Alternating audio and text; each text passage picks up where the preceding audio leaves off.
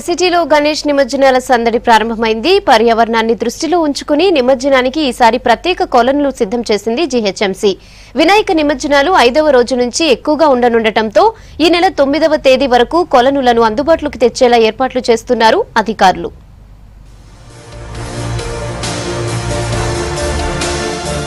నగరంలో గణేష్ నిమజ్జన సందడి షురు అయింది. ఈ ఏడాది నిమజ్జనానికి కొత్త తరహాలో ఏర్పాట్లు చేస్తోంది బల్దియా. వినాయక విగ్రహాలను చెరువుల్లో నిమజ్జనం చేయడంతో పొల్యూట్ అవుతుండటంతో ప్రత్యామ్నాయంగా కొలనులు నిర్మిస్తోంది జీహెచ్ఎంసీ.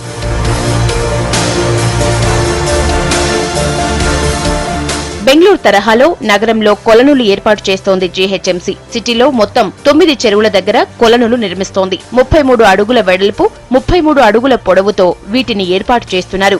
4 మీటర్ల లోతు ఉన్న ఈ కొలనుల్లో 8 అడుగుల ఎత్తున్న విగ్రహాలను నిమజ్జనం చేసేలా ఏర్పాట్లు చేస్తున్నారు.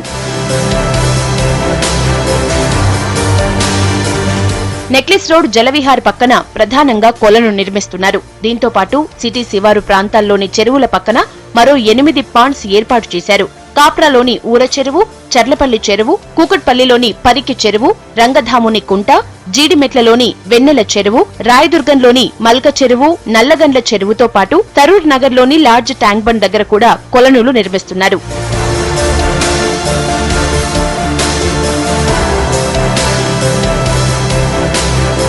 నెక్లెస్ రోడ్ జలవిహార్ పక్కన నిర్మించిన పాన్ పనులు చివరి దశకు చేరాయి. ఈ నెల 9న 5వ రోజు నిమజ్జనాలు చేసేందుకు సిద్ధం చేస్తున్నారు. కూకట్పల్లిలోని 2 కొలనులు ఇంకా మొదటి దశలోనే ఉన్నాయి. వీటిని 9 రోజుల నిమజ్జనానికి రెడీ చేస్తున్నారు.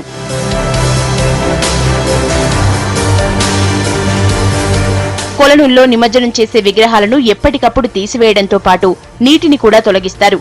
ప్రతిరోజు ఉదయం మళ్లీ కొత్త నీటితో పాండ్స్ ని నింపేలా ఏర్పాట్లు చేస్తున్నారు.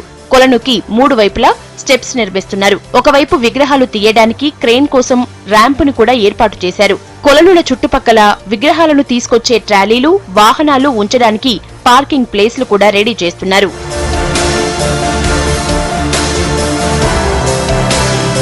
ఈ ఏడాది నిమజ్జనం చెరువుల్లో కాకుండా కొలనుల్లో చేయాలనుకున్న నిర్ణయం బాగున్నా కొన్ని కొలనుల పనులు ఇంకా మొదటి దశలో ఉండటంతో నిమజ్జనానికి అందుబాటులోకి వచ్చేలా కనిపించడం లేదు.